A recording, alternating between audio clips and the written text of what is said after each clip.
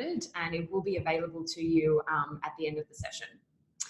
So by default, events we would normally organize, running these kind of events in person because that's actually what we've always been used to doing. And for those who are based in Hong Kong, I'm pretty sure you're familiar with this. Everything's very close, so it makes perfect sense to do so. But I'm sure, like many of you, this last 6 weeks, embracing the virtual meeting has become this new normal. And it's been quite clear for me personally that going virtual for these kind of events has been really positive, being more economical, and it's definitely more inclusive. So for those of you who are new to Zoom as a video conferencing tool, just 2 housekeeping tips for the next 60 minutes. In the top right-hand corner of your screen, you should be able to see a different viewing options. So I'd highly recommend using the gallery option because you can actually see all the speakers at the one time, regardless of who's speaking. And secondly, we're also going to be monitoring the Q&A feed. So this is actually located at the base of your screen. So just ignore the chat section for now. It's actually the Q&A section that will be monitored. So feel free to ask any questions to our panelists anytime throughout the hour. If you actually see your question already being asked by someone else, you have the option to upvote or like that question just by clicking on the thumbs up. And that's actually going to show to Karen and I that this is a really popular question and we'll aim to answer those first. We're going to leave all the questions until the last 10-15 minutes, and Karen and I will facilitate these and get to as many as we have time for. So with that, thank you everyone for joining us this morning. It's been very clear that we are living in the midst of the world's biggest working from home experiment. And even before this outbreak, it's worth noting that remote and flexible work has been increasing over time anyway. In fact, in the last 24 months, we've actually noticed a 78% increase in job posts on LinkedIn that mention this phrase, work flexibility or remote work. And I get asked a lot, why is this happening? How is this trend evolving? And the best answer I've heard to this was from Annie Dean. She's the founder of Work in the US.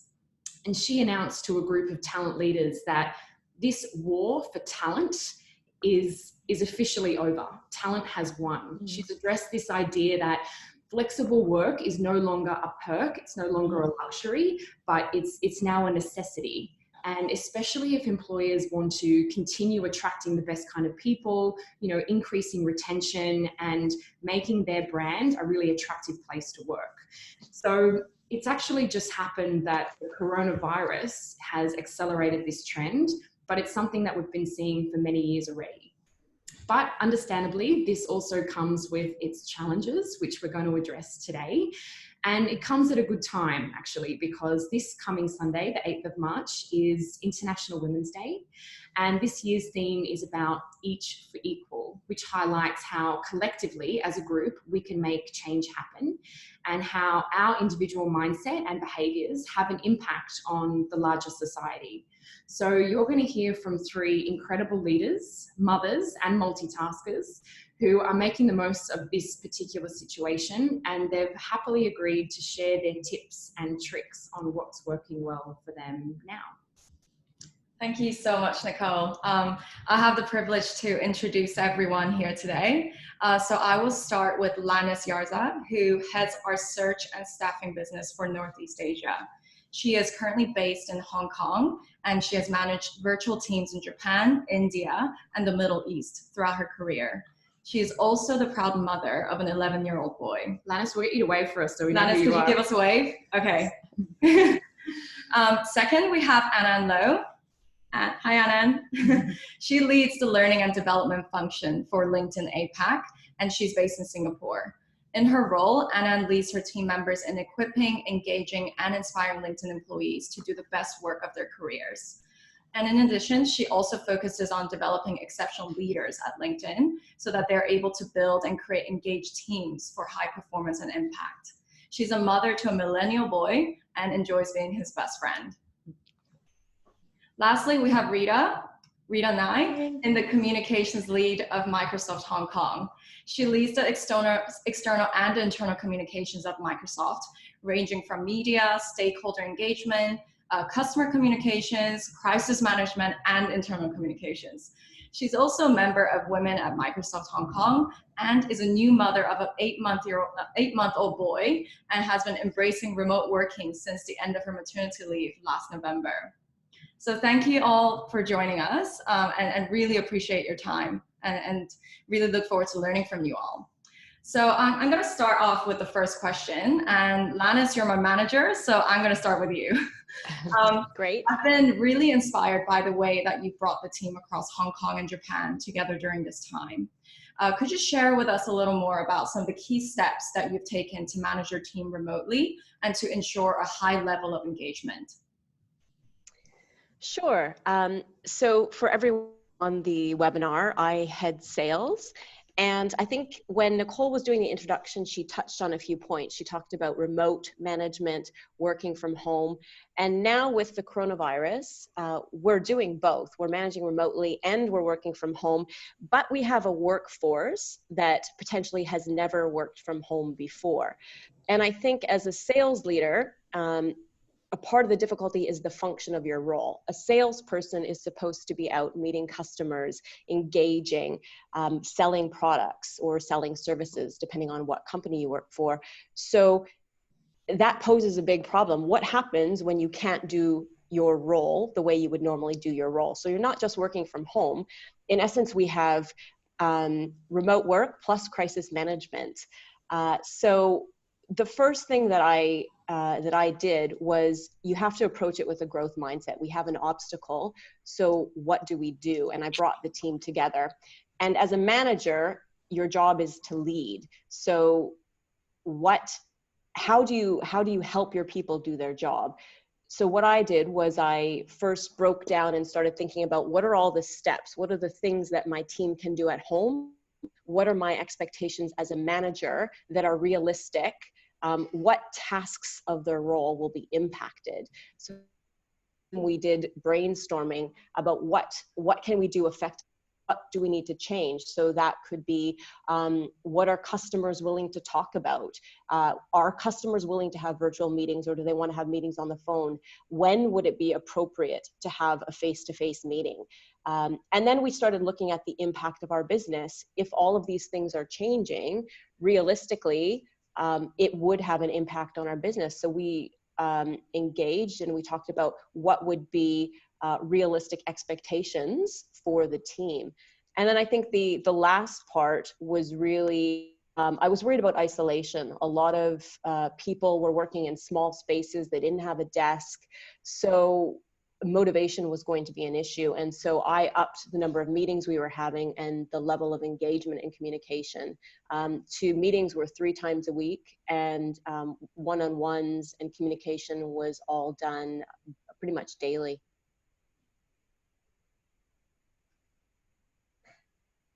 Meetings that the team meetings that happen 3 times a week, you know, were they kind of the similar format, or were you focused on different areas?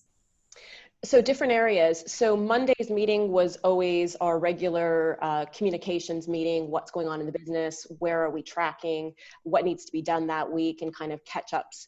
Wednesdays was focused on actually skills development. So we did a lot of sales competencies development with different team members on Wednesdays. And Friday we did learning. So we chose an online learning as a team, and we had a different facilitator each week. And we talked about how that impacted us, what we've learned, how we could take that forward. And it actually brought our team, and I think Karen can attest to this, It brought our team really close together. I think we're closer now, and we hold each other accountable as we talk about results on Monday. What could have went better? How do we make it? How do we make our pitches better? What can we take away from each interaction that we have with customers and what we're doing? So I absolutely think the more communication, the better. Excellent. That's quite interesting, actually, that you've touched on kind of that skill development, that opportunity for learning, which sometimes in our day-to-day chaos in operations, it can be really hard to allocate that time. Something that probably Ann, as a learning and development director, would be happy to hear. So Ann, I'm interested to hear from you. You know, what kind of tactics have you implemented to increase engagement? Great. I love what Lanis shared, and there's so much to learn from you, Lanis. So to your point, about making sure that people are engaged, and what do you do to make sure that they are tuning in, and even though they are remote, they know that they can reach out, as well as there's a cadence of connections. So for my team, who are largely remote as well in Australia, India, China, and one in Singapore. We try to make sure that we have clarity around what are our deliverables, and also what are the soft touch engagements that we need to have. And it's something that when you're remote, sometimes it feels like you're working in a shell. So with each of my team members, I work out with them, what does it mean for them to keep connected to their stakeholders, which could be their business leaders that they're supporting, the managers that they're helping through a change process, as well as some of the learning deliveries that we have engaged with our internal employees, and how do we keep on engaging them to make sure that the employees know what's coming up and what are some added on learning, such as online learning. So it's critical that team members know what's expected of them, know how to engage, and also feel that they are able to be empowered to take those opportunities to reach out to their stakeholders and their customers, internal customers in my case. And we also came up with some channels that, to use so that people are clear, the swim lanes are clear. So for instance, using phone chats for quick updates and social updates, just to make sure that we are happy about or getting to know each other closely. And then we use some internal organizational chats for more specific work-related chats, and then emails for when we need to share things that are relating to the broader group, or where comments are needed on a document that's also shared. So these are some of the tips and tricks that my team and I have been working on during this period of time and when we are working remotely. I really like that you've got, a cadence on different types of communication that happens on different types of channels, for example, phone chats or, virtual chats or email, and kind of the different focus areas. It'll be interesting, actually, Rita, over to you. I mean, Microsoft as a company is certainly a leader in this space. And I know that, you've done a lot to enhance remote work even well before this happened. So I'm interested to hear from you, what's changed and what your focus areas are.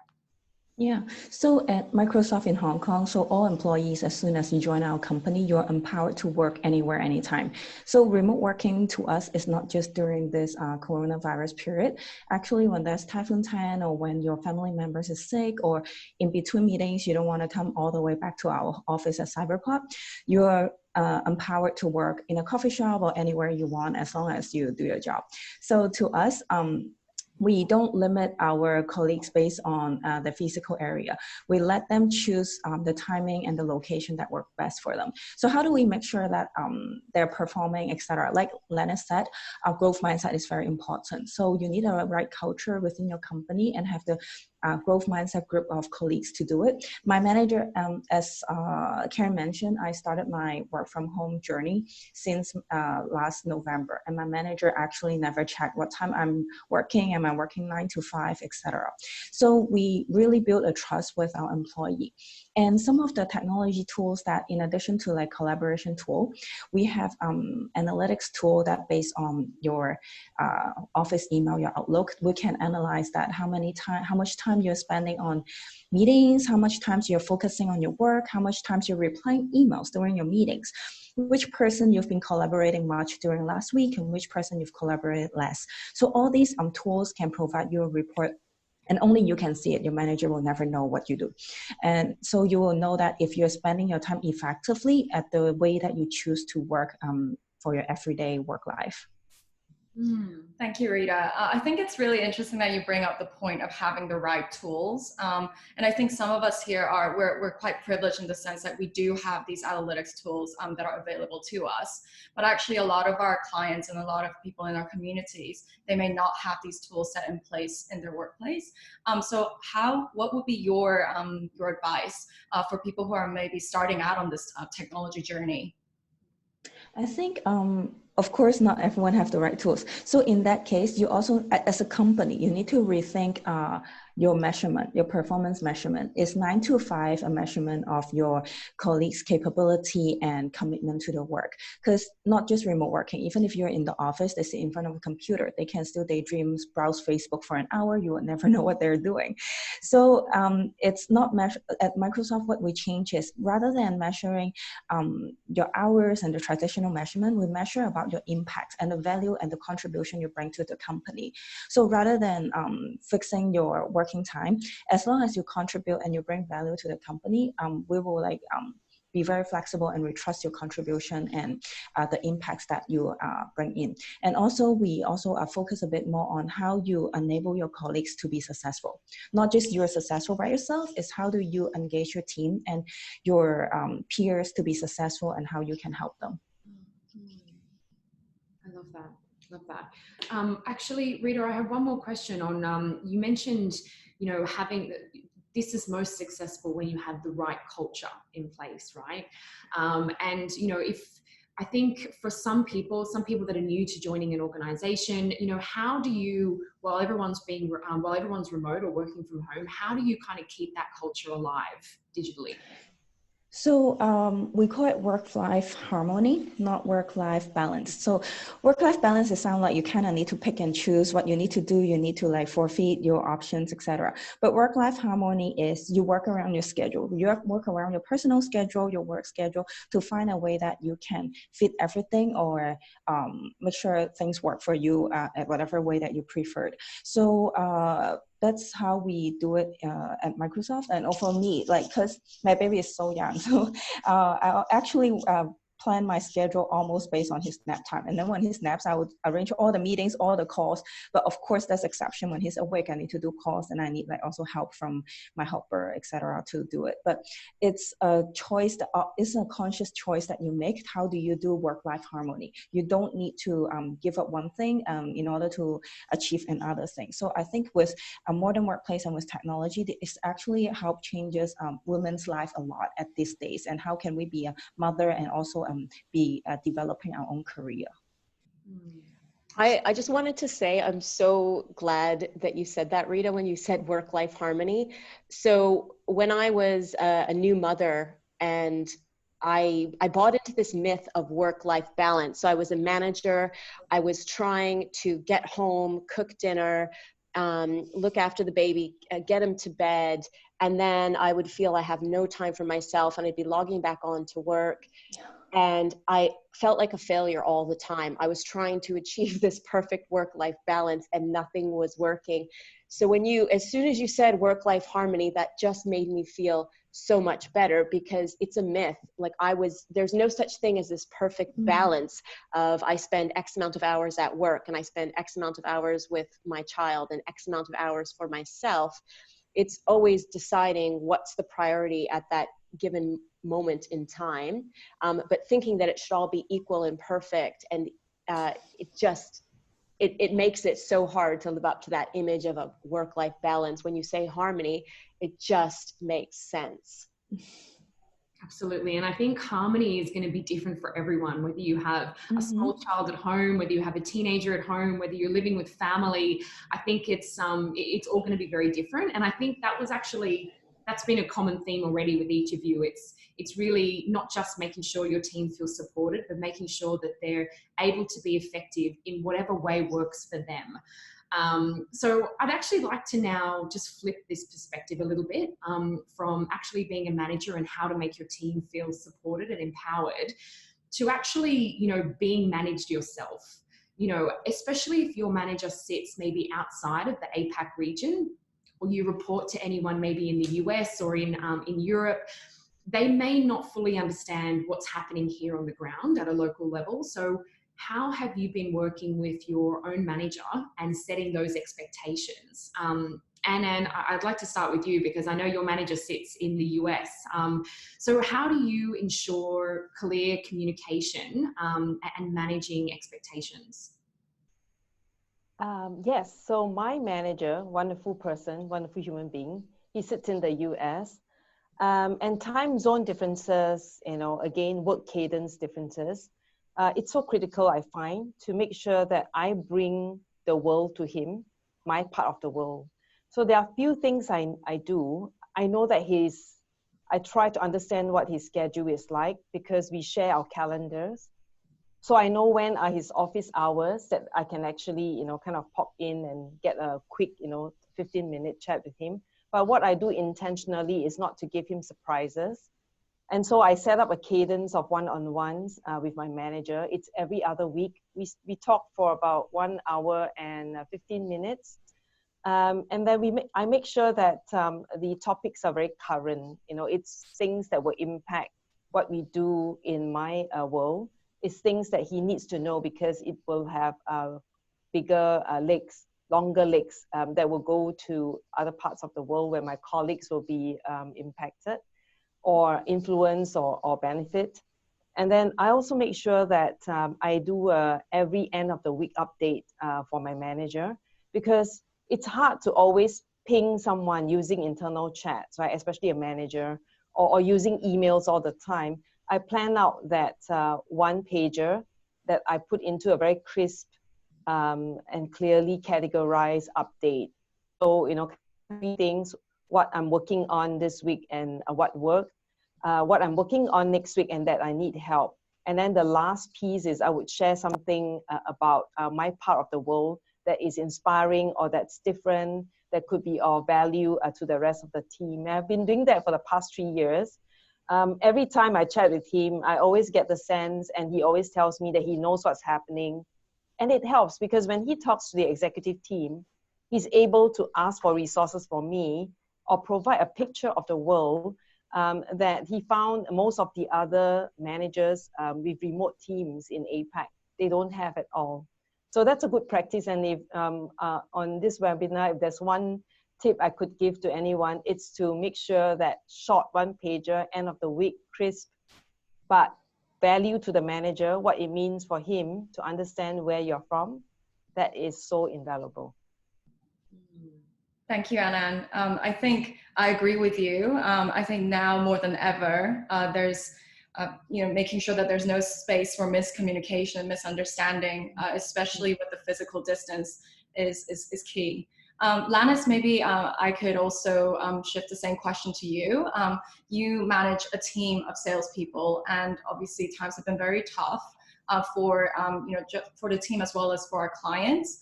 How have you been communicating to your management of like setting their expectations and making sure that they understand the changes that are going on and who's been impacted? I'd like to hear a little more about this. Thank you. Sure. My manager is also a remote manager, so we catch up. The cadence for us is as is necessary. We have regular meetings for the business, but in terms of one-on-ones, I will reach out when I feel I have something above and beyond that I want to share, and otherwise we'll do it via document communication. I mean, we have a very close relationship and we work well together.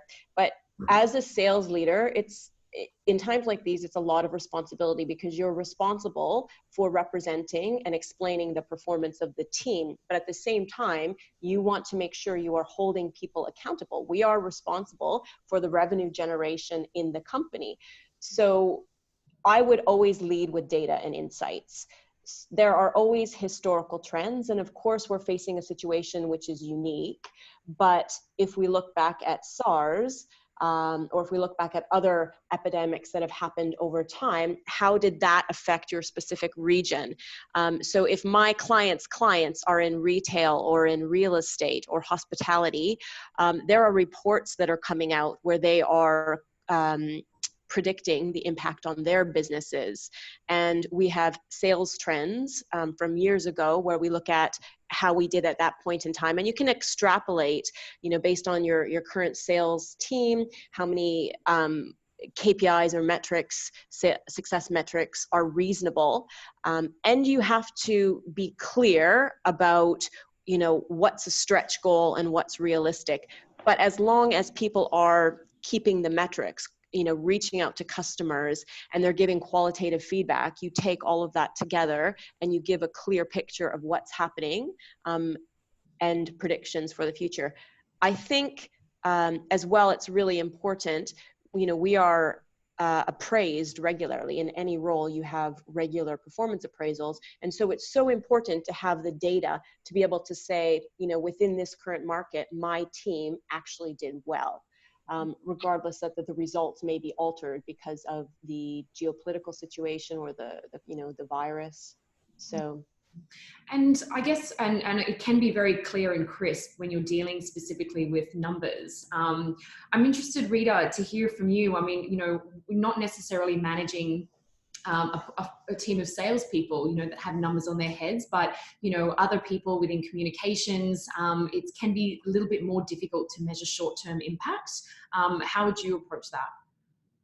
So we actually measure, in addition to your own role, like for example, my role is communications, like there are traditional ways to measure it, like how many pieces or articles you generate, how many events you have, how many media show up. But this is a very old style of doing it. So what we are also doing is, after we work with a department, like a division, how do we make sure like we can help them to be successful? Most recently, because of the coronavirus, we will launch a campaign for schools, secondary school and primary school in Hong Kong, about how they can continue remote learning despite of the current challenge. And after that impact, that media engagement, we actually receive a lot of like calls from schools. They're asking for help. They actually have been granted to use Microsoft Teams for free since 2004. But of course, because of the schedule and some of the mindset and digital culture, a lot of them actually are not on it. So after that event, and after they saw the media reports and saw that successful case from a school, we received like a lot of calls from school and asking for help. They need help to do this, they need help to do that. So as I mentioned earlier, how our role can contribute to the success of others, how we add value to the company, this is something that we measure. It's still very intangible, but you can still measure it by, you can see the response from the market. We actually get calls in and calls out, or even response from your other department and peers, and see how does it help them to raise the visibility and the things that they want to talk about. Yeah, thank you so much for that, Rita. I think the theme is extremely clear by now, that communication and managing expectation, whether as a team lead or of someone who's leading a team or managing other people, and managing expectation upwards is also important. And this goes in line with LinkedIn's latest talent trends report, actually, where 96% of people say that employee experience is now the most important factor of work satisfaction. And I think coronavirus is now a universal reality and not just isolated to Asia. And it probably won't be the last external event to impact the world of work. So if this was to continue, and if something else like this, some other external factor like this comes above, what would you encourage others to do, and what opportunities and positives could come out of a situation like this? Anyone want to take this first? I just want to start with, sorry, just one, something that I actually picked up from something you all said earlier was one of the opportunities that Anne actually touched on. We've got an opportunity now that as the coronavirus, it spreads around the world, and there's this second wave now that's happening in the US and in Europe. I think because we've been living this for the past 5 to 6 weeks, there's an opportunity for us to share what's actually worked for us, how we've adapted to working from home, because they will be going through essentially the same thing that we all went through at the end of January. So it would be helpful to start to think about, what can you share with your managers, with your colleagues, with your communities in other parts of the world, your tips and tricks, which is not only going to help with your visibility, but really give an impact in a different way. So spot on there. And it is so important to share, especially I find, to share what did not work. We tried it, but it didn't work. And here's what we learn, not just the things that work. And so one of the things that I find very critical in times like this, right, which is called the new normal, is to not stop innovation. I think things are worrying and scary, but it is always very important to allow constraints, right, to be the mother of innovation. And so what I do is I encourage my team to be scrappy, fail forward, learn, and then share. So we carve out time in a week where we call it the sandbox. And it's literally all the ideas that we have come across, the things that we tried to do but didn't work. How can we fix it, or do we, leave it behind and not do it? And from there, actually in the last 2 weeks, we came up with so many great ideas to engage our learners remotely, people in the company, the leaders. How can we help them to be able to manage their teams or even continue learning and developing our leaders? It's just, kind of things that are practical given the constraints of time, distance, and even maybe in-person meetings and events. So that's kind of one tip I have. Try it. Allow constraints to allow you to grow, and don't wait and see. Just keep on, doing the best you can to experiment. I agree with Ann. Yeah, I agree with Ann. And I think one of the big part of our culture for growth mindset is don't be afraid to fail. You definitely will fail. You can only learn from failing. So we actually encourage our colleagues to try new innovation things. And if you fail, it's okay. What can you do better next time? It's a great way to change your thinking and how you can coach your team to do better each time. And also with that, we can also help our, like, for example, while at Microsoft, remote working is very common for us. It's like a nature. But I understand that a lot of companies or external organizations is very new to them. But then everyone is seeing it's very essential because apart from the coronavirus, all the unrest in Hong Kong has also disrupted business continuity. So a lot of companies actually started to think of alternative way to keep business going, and remote working is a big part of it. So how we can, like, for example, for LinkedIn and Microsoft as like two technology companies, how we can help our Hong Kong communities, our customers, our external collaborators to embrace remote working through various technology. You might not need to necessarily use the same tools or same technology, but it's also what's important to make remote working successful is also your mindset and the culture of your company to make it successful. So I think these are something that, like, as a tech company, we can help and empower Hong Kong further. I think so as well. Just thinking about LinkedIn's core values, you had talked a bit earlier about why it works, why remote work works. And we have, one of our values is act like an owner. That means you run your business as if you owned it. And I think that that's really powerful in times like these. And as well, I think humor has been really important to us as of recently. So we've been doing online learning once a week, and it's really brought the team together. We pick one topic. There's a lot of content out there online, and we spend an hour taking apart, dissecting the ideas and how we can apply it. But at the same time, we're starting to get to know each other, to bond as a team. And there's been some difficult times. People are going and experiencing this very differently. Some of us have kids at home. It's quite tense when you're working in a small space and your partner's there.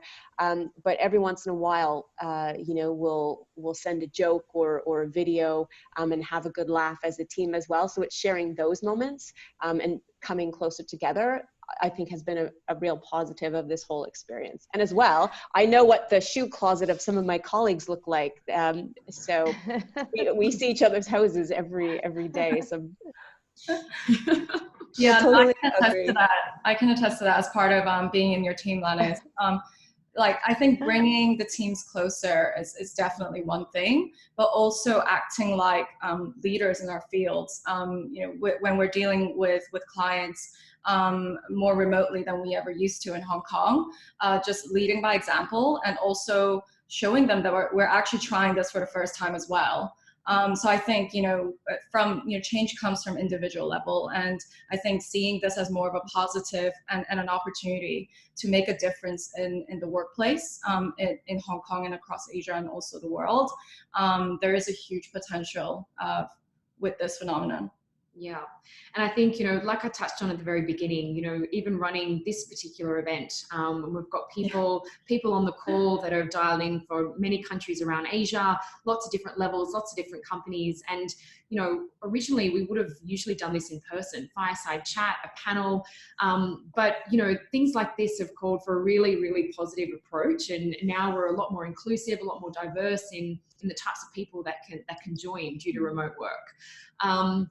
But despite the positives, the reality is there's still a lot of challenges that people are facing. And I want to touch on a couple of the questions that have come through the Q&A. One of them is, as a manager and you're managing a team working from home, how do you ensure that your team are still hitting their KPIs and that activity is high?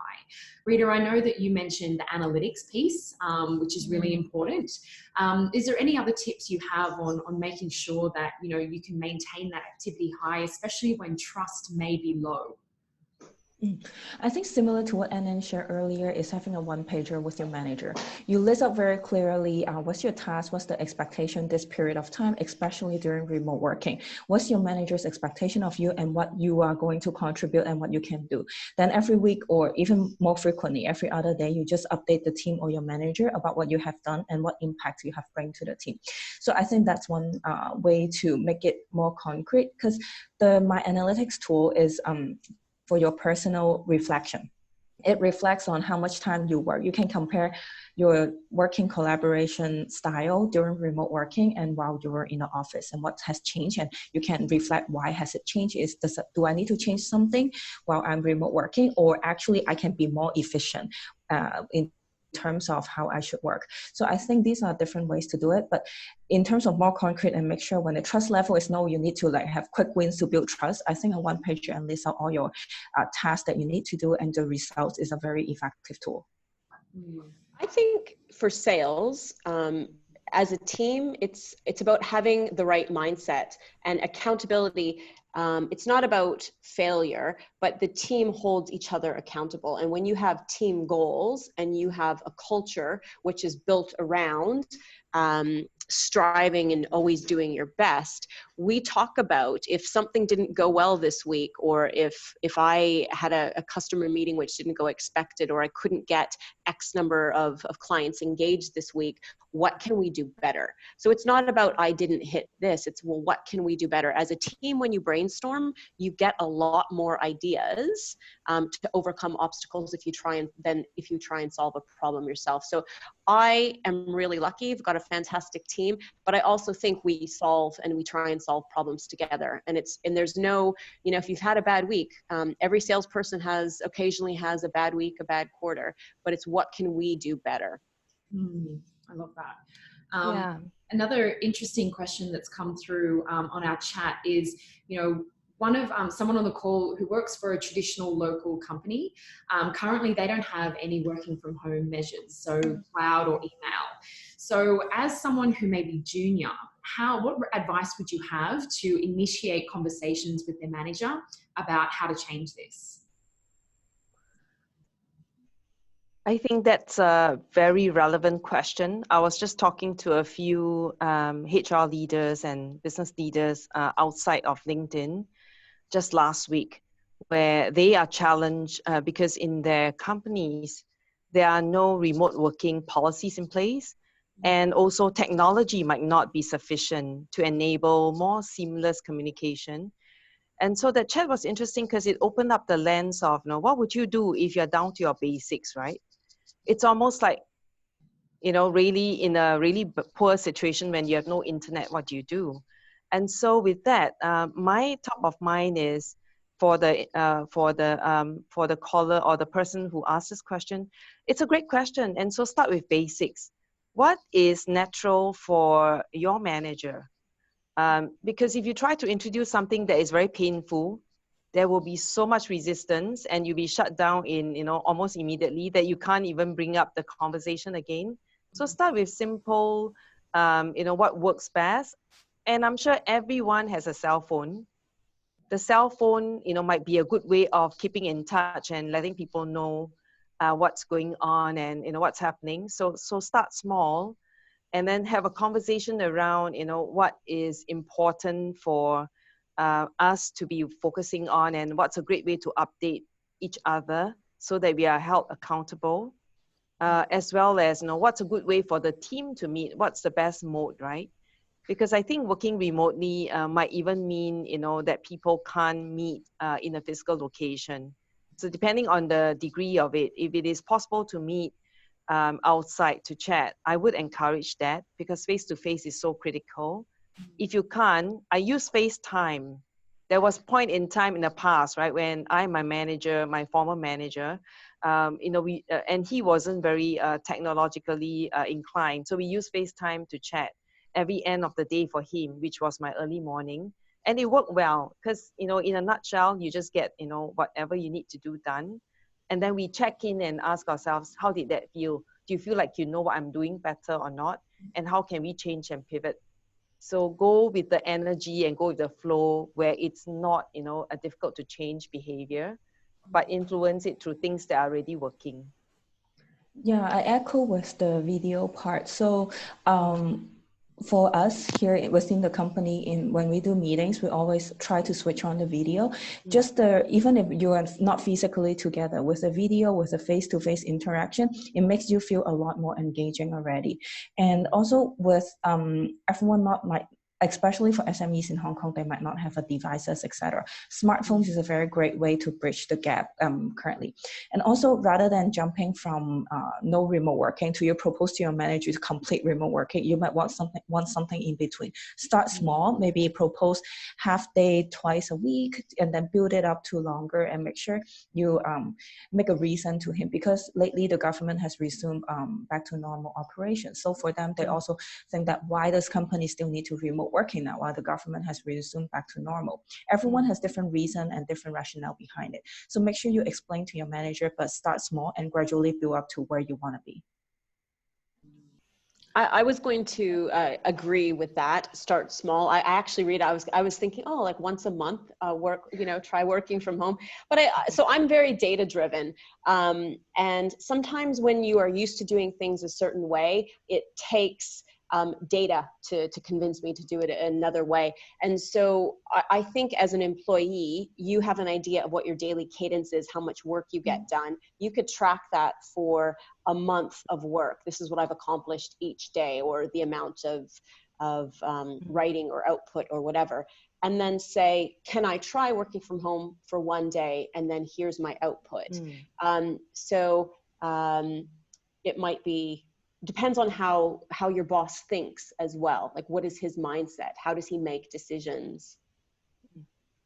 Yeah, and I think sometimes just having that open conversation with your manager really clears everything out of the way. So like asking them upfront, like, how would you like to work? Like, what is good performance in this situation now? Just putting it all out there so that, you start on the same page and there's no assumption in between the team members, I think is key. Thank you so much. I think a lot of those answers were, the questions were answered in that answer. So I'm gonna pick one that's a little bit different. There's one asked by Ricky Owen. When we don't have that separation of going to and from the office, the workday kind of blurs together into my home life. How do I make a balance between them wisely? Maybe I can start first. Yeah. That's actually my daily life. Yeah. So actually that's I'm still trying to find a way to make it work best, but how I've been doing in the past 3-4 months is that you make sure every day the night before the day starts, I will evaluate what's my priorities for the next day. And if I have urgent things I need to do, I will pre-inform my team or my peers that I need to know anything that you urgently need my attention by when, so I can prioritize my time to help it. And most of them would understand, and actually it's not just because I'm a new mother, it's just as a respectful colleague, something that we want to do is work more efficiently and agilely, and respecting each other's time is a key thing to achieve that. So I would ask if you urgently need my attention for anything within the next 24 to 48 hours, let me know by when, so I can prioritize your request. And what other thing I do is you just make sure your manager understands and your counterparts also understands your value and contribution. And because of smartphones, so I don't necessarily always work from my device. I always check my email when my son is playing on the playmat. I just check my email on my phone quickly, and I can reply something very quickly, or I let them know that I will acknowledge them and let them know, hey, I need a bit of time, but I can do it. I will reply you by when. Just make sure you always acknowledge the request, and you can give them a timeline of when will you be able to get back to them, or if you need additional help, you need to raise it to your manager or your peers. Yeah, absolutely. And I think that's really key. We've spoken about technology as being, you know, probably the most pivotal part of remote working. We need to have these, you know, we need to have these tools and products available so that we can communicate effectively. But one of the questions, and really interesting from our chat, was, what about that longer term relationship building? You know, it's easy to communicate tasks and messages, you know, quickly and instantly. But, you know, do you have any tips for people who want to maintain that relationship and that more casual, that face to face tends to, you know, really nail? Can I answer that? I think, so this was one of the discussions we had on the team, because LinkedIn is a very social culture. Relationships matter. It's one of our, part of our culture. So for us, I have said to the guys, don't email me now, because we don't see each other all the time. Pick up the phone, call. So even if it's a 2-second phone call, I want to hear your voice. I want to check in, and I don't want to be emailing. I think that, you know, the previous question as well, I was thinking about that question, because I tend to be really good when I work at home. I'm very productive, but I continue to work. So it'll be 7 o'clock, 8 o'clock, and I'm still doing work, which is fine some days. It's my personality. However, I have started to, at a 6 o'clock, completely shut down my computer, put it in my computer bag, put it away. At lunchtime, shut it down, put on my do not disturb, and just keep myself, Schedule. my schedule. Sometimes you might just need to block your calendar for some personal time, like your lunch hour, just to keep yourself sane. I think that is also very helpful. Yeah. I would like to add on with regards to relationship building and kind of a long term, right? Even if you're working remotely, one thing I find really helpful is to really have a stakeholder or relationship list, and be quite thoughtful around, you know, who are these people and where are they, and what sort of impact do they have on the work I do, and what sort of value will I be able to offer up to them, and how can I show them the value? What's my way of letting them know that they matter to me, and that I want something from them, right? How can I continue to build that up? So that starting exercise is helpful. And then deciding what's the cadence of you, you know, of you trying to update these stakeholders. Is it once a month? Is it every week?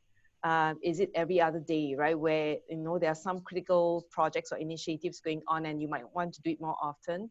So then when that's crafted out, you then have a very good idea of where are, you know, kind of the high stakes relationship that you need to keep going, where are the ones that are slightly, you know, medium touch, and where are the low touch ones, and what you need to do for each of these would be based on how best, right, you can actually send your or bring your message or build that relationship with them. It's actually quite helpful. And because of that exercise I did last year, my team and I did that. I'm able now to determine, if I visit a country, top of my mind, who are the top 5 people I need to sit down and have a discussion with. And if I can't, right, what's the next best alternative for me to be in touch with them? Love that. We've got a few people on the call that have come from, you know, not necessarily just a recruitment background, but I guess this applies to anyone who's in the process of hiring and normally, you know, engaging in face-to-face interviews. You know, how do you think you can effectively gauge the skills of candidates if you just do online interviews without actually meeting the person? Do you have any tips on that? Yeah, and how would you manage that situation if that candidate can't come in for an interview in person? I've done all of my hiring without meeting people. So Yeah. I think, so personally, I used to work in recruitment, but I think about what is actually needed in this role. What is the environment? What role are they going to play on the team? And I take a lot of time to craft situational based questions, so I am clearly able to see how this person thinks and what they've done in the past as well. We always do a presentation and a role play round. So role play tells me how would they behave in a client meeting, and then presentation, the final topic or presentation is really a skills-based piece of work where I can see what output they can give me. So I would never hire anyone without a presentation and a role play.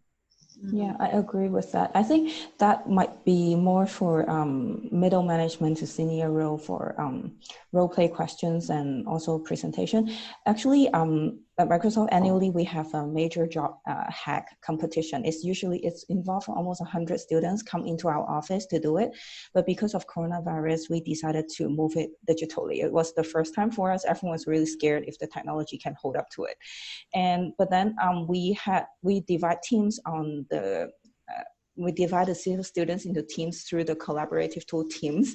So they like just brainstorm and do the job hacks online. And we also have consultant online to observe them and log into each of their groups to observe how they interact. So I think there are different ways to overcome the physical challenge, but I think interviewing on can way of going forward, especially when you have some candidate, you can do a panelist discussion type for the candidates and throw them questions and see how they interact with each other and do problem solving as well. I think it does. It really just comes down to what you're used to, right? So, I mean, Lannis, you pointed out that this is something you've been doing for a long time anyway, so it's actually still the norm. So for those people who haven't necessarily adopted, digital hiring or having interviews via video conference, then it's really just about practice makes perfect, right? The more you use these tools, the more likely you're going to feel comfortable. And I think, again, another positive that can come out of all of this is that you're going to get much more used to using these tools, that maybe it's forcing you to use the tools that maybe have always been available to you. And actually, that's a nice segue into our next question, which is, do you have any specific tools or apps that you would recommend, specifically around project management and how you use those tools to help in this new remote work era? I use Slack quite a bit when it's a project that has quite a few team members, and that helps. I think the good old shared worksheet still helps. Open up a worksheet and then you just put down the roles responsibility. You can create many tabs, right? That still helps.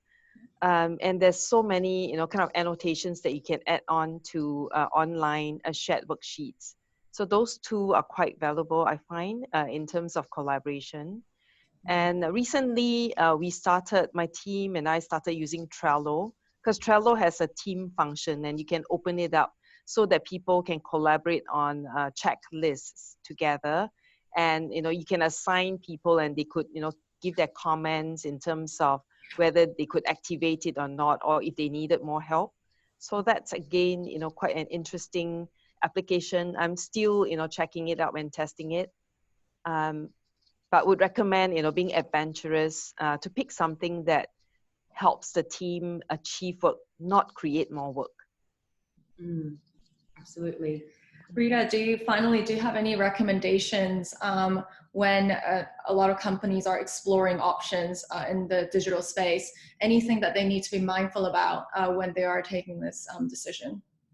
I think if your company is not very comfortable in terms of remote working and using all the digital platforms, it might be challenging for your management and even your peers or your team to manage a collaboration, like manage a Zoom, then manage a Slack, then manage a Trello, to use different platforms to do all the different tasks or projects. So maybe consider one collaborative platform that can fulfill most of the work, so you don't need to keep switching to 5 different platforms plus your email account. So it might help to make your work more productive and efficient too. So it's just some of the products in the markets like Teams. We do chat like WhatsApp chat on Teams, and we also send emojis to make sure the connection and relationship is still there, and do video conferencing on Teams. And also we do co-editing and we do collaborative like whiteboarding on Teams as well.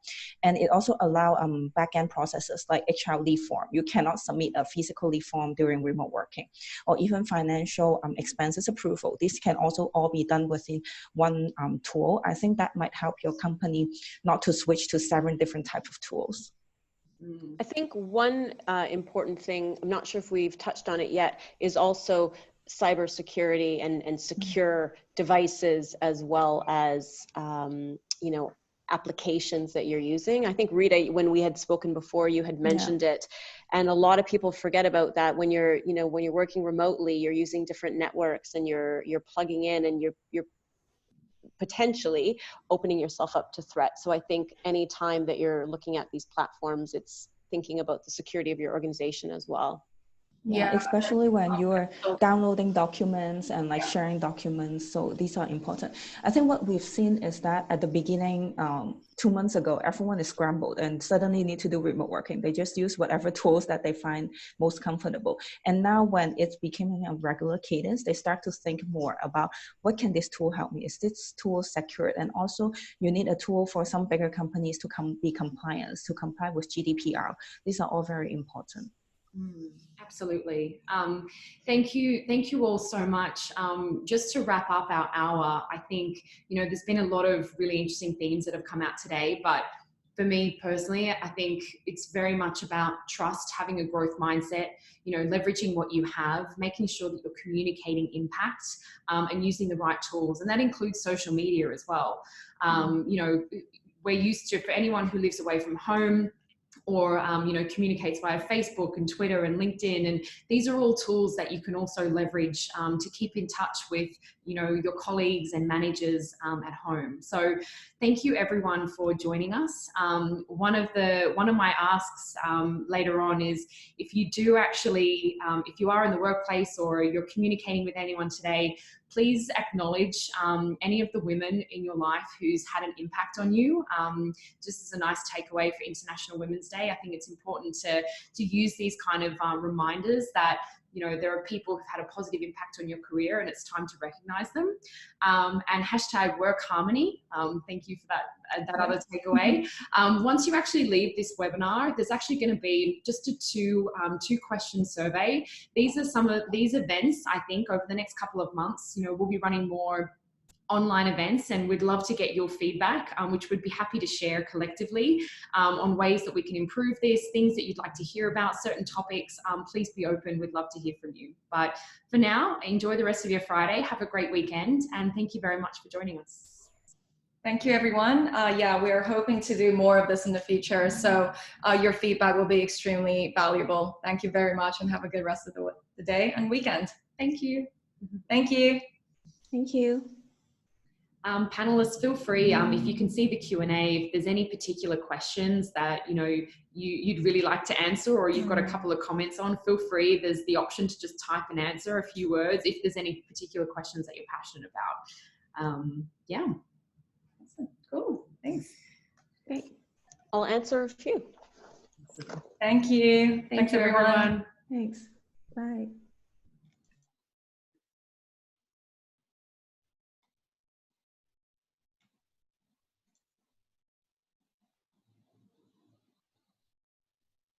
Actually, panelists, do you mind staying online for 5 more minutes? Yeah.